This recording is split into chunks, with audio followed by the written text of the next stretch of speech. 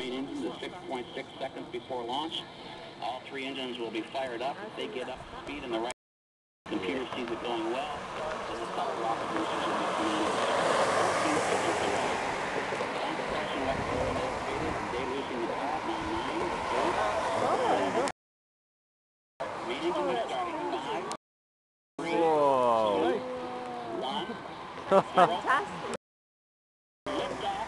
Liftoff of Space Shuttle Discovery on a mission to the International Space Station. On their way, they've cleared the tower and they are moving out 10 seconds now into the flight. The Johnson Space Center in Houston now controlling the flight. Get a countdown, did we? Discovery begins to launch onto its back and move up and over the ocean and heading now on to the International orbit.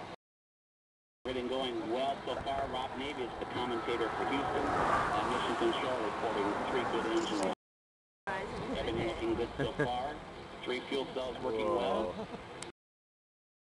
Beginning to throttle back here as they go through the thickest parts of the atmosphere, or at least the maximum dynamic pressure.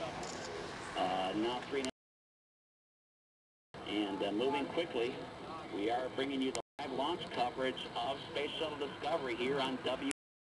Melbourne.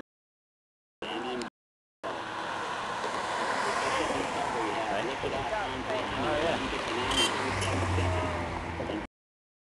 1.5 minutes climb to orbit. Now 1 minute and 12 seconds into flight. And now more than 7 range as it continues to move swiftly and pick up speed heading toward orbit. 7 astronauts on board and post off beginning to orbit, beginning a 3-month stay on orbit. She'll come back on another in about 3 months or so by the end of this year, and that will be the last use of the space shuttle for crew rotation. Russian Soyuz rockets will be used from now on. Rebuild our own shuttle, whatever that turns out to be. 1 minute and 50 seconds into the flight of Discovery. The next major, of course, will be the separation of the solid rocket boosters, which again in this sky tonight should be a spectacular sight as you see the boosters fall away there from the Space Shuttle Discovery. And we're waiting for confirmation from Houston. Boosters now confirming that it's happened. You saw it with your eyes, and now Houston's confirmed it with telemetry as the first stage of the shuttle flight has now finished, and the Space Shuttle now continuing to head on into orbit as the 2 boosters begin tumbling and falling back toward the Atlantic Ocean. Of course, those boosters will be recovered and probably not quite reused yet for this program, but they certainly have seen a lot of use so far.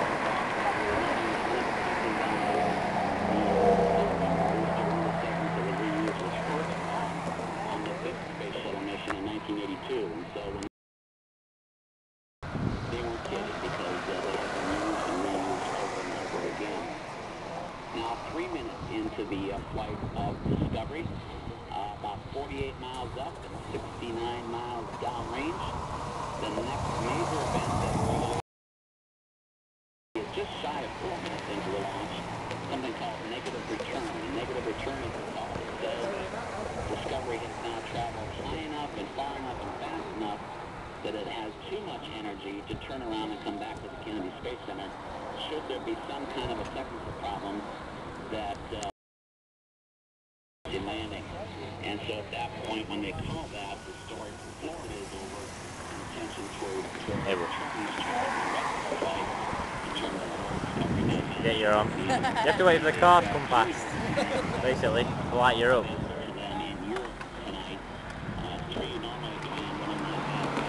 You're doing data crossing where everyone starts going there. Wait, boss.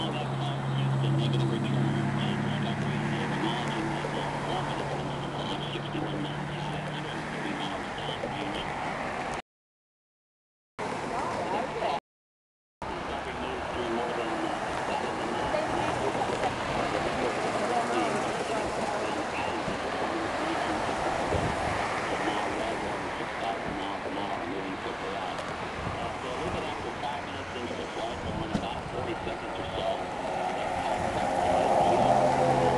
Right, no. Where they are